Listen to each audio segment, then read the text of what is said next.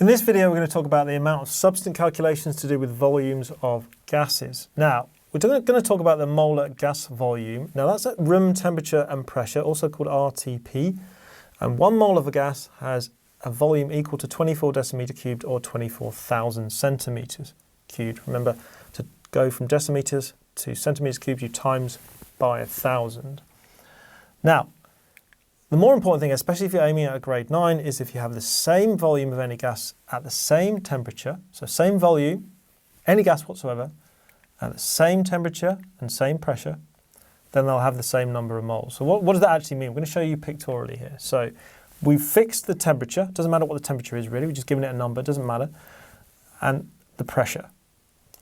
Now, you can see from that 120 degrees, okay, that this neon would be gas. So I want you to assume that each one of these balls is 1 mole. So just assume they are all 1 mole. Okay. Now, if we then do that as well, you can see that 1 mole of each of these oxygen molecules. And then 1 mole of each of these water molecules. Now, if that's the case, they will occupy the same volume. Why will they occupy the same volume? Because they're the same number of moles. There is 4 moles here, 4 moles here, 4 moles here. So 4 moles, it's at the same temperature and pressure, so therefore they'll be the same volume.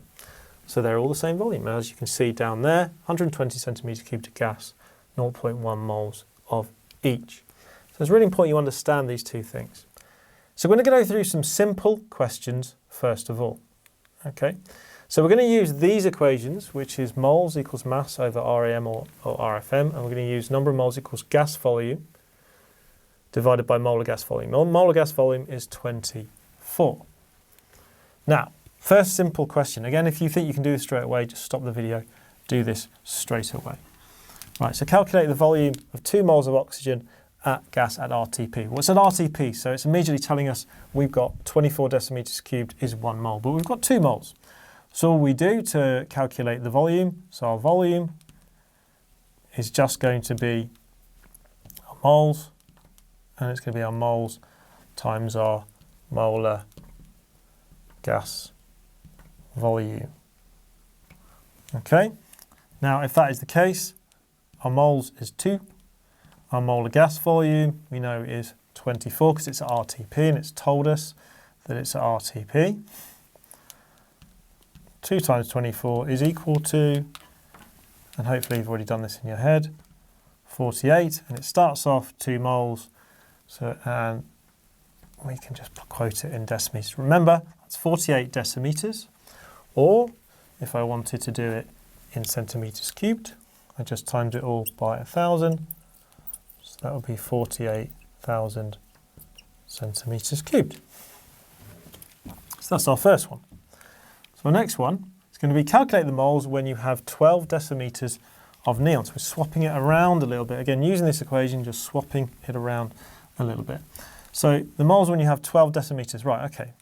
So we've got the volume. So we've got the volume here we know is 12 decimeters, right?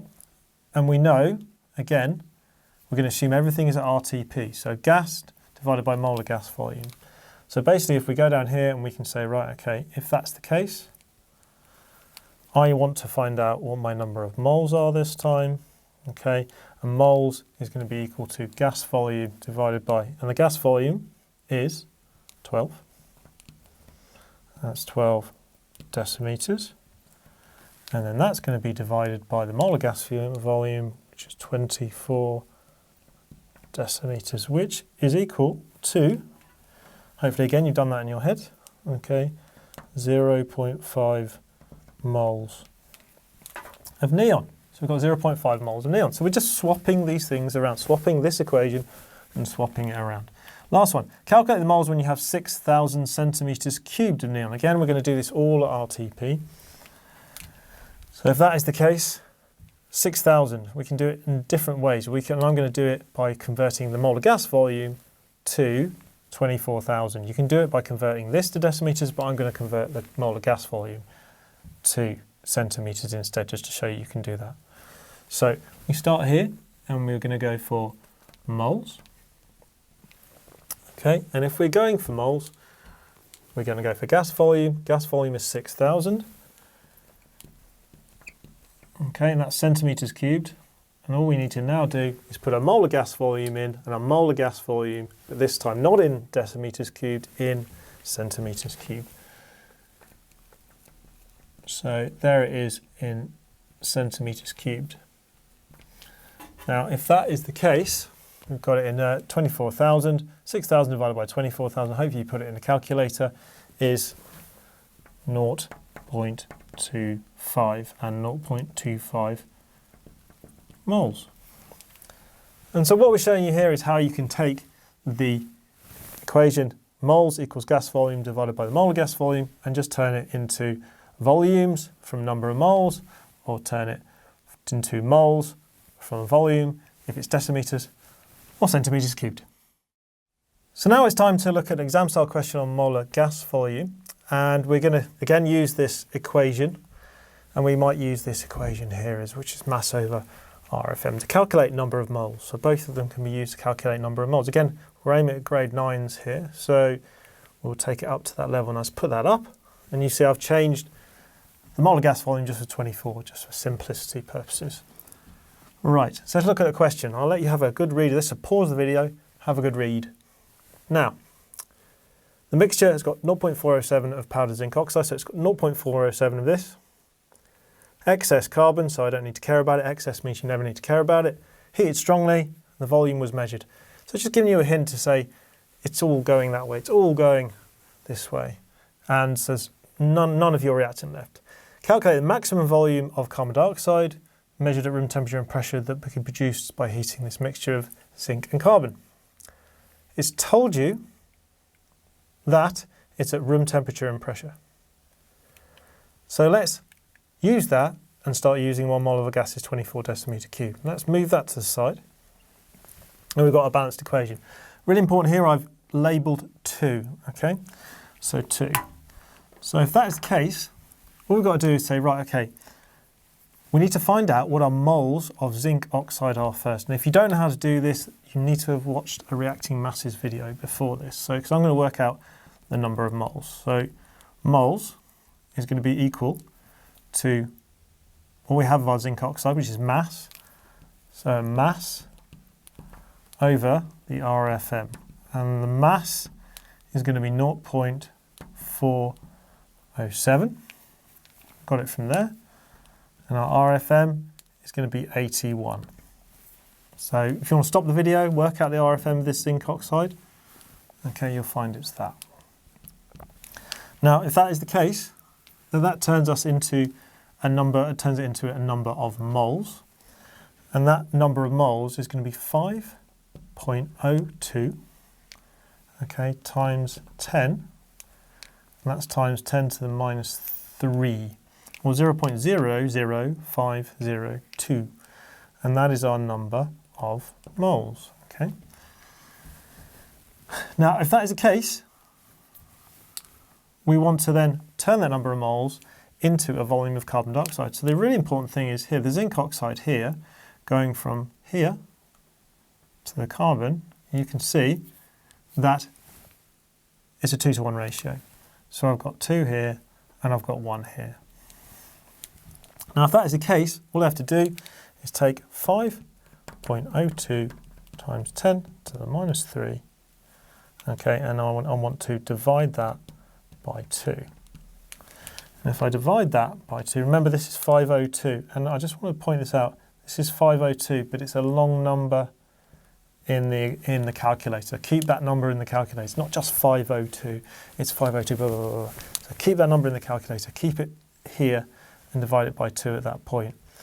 And now if that is the case, you get 2.5 times 10 to the minus 3, okay, and that's moles.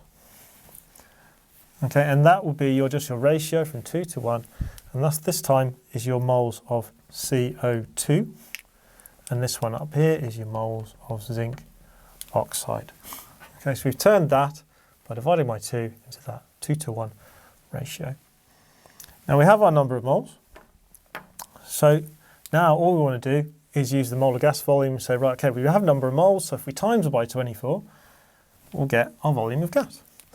So that basically means 2.5 dot dot dot, okay, times, remember that's the number in the calculator, okay, and that is going to be times by 24, our molar gas volume. So our molar gas volume from there, and that turns into our actual volume. So our actual volume is going to be, okay, 0, and we're going to do this to, we can see 0.06, or if you want to do that, that would be in decimeters cubed.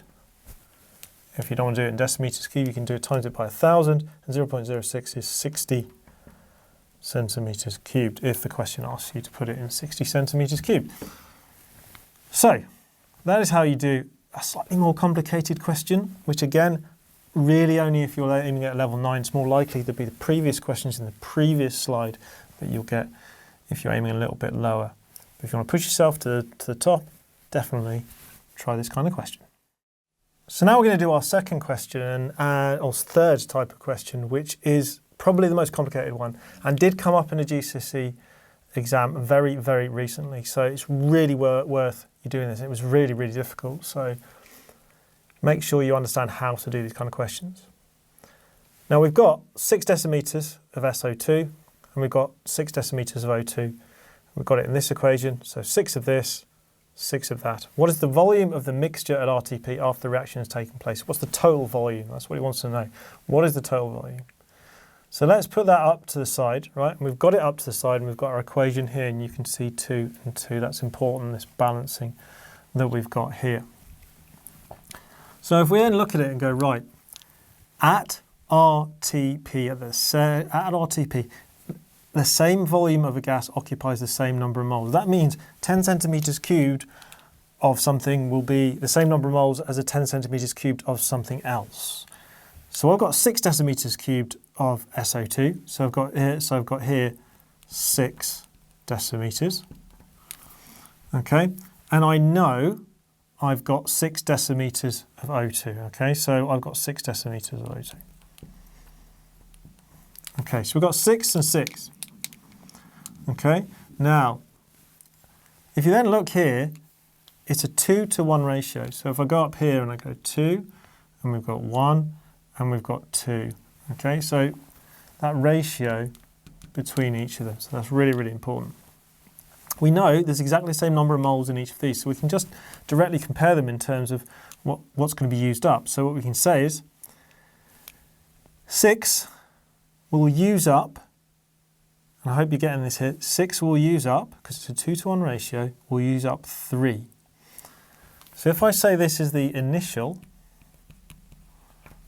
okay, and then I'm thinking final, okay, what is the final? So that means 6 of that will use up 3 of that, so all of that 6 will be gone, so I'll have 0 decimeters cubed left. Okay, remember, same volume, same number of moles, same number of particles, so that basically means we can just directly compare the volumes. Now if that's the case, I said it would use up 3, we've got 6, it would use up 3 because of the 2-to-1 ratio, so I'm left behind 3 decimeters cubed. Now here's the clever bit. The clever bit, I started with 6. It's a 2-to-2 ratio. So 2-to-2, or 1-to-1, which means 6 decimeters will make 6 decimeters. So the initial here is 0 decimeters, and I'm going to make 6 decimeters. That basically means that I can take both of these, add 3 to 6. If I add 3 to 6, my final answer is definitely going to be 9. Okay, so really, really important to know this kind of question. And I've seen balancing with this with the 4s and the 5s and things like that. So you do really need to, and it's really useful to do the worksheets that attach to this because there's lots of questions like this where you can practice.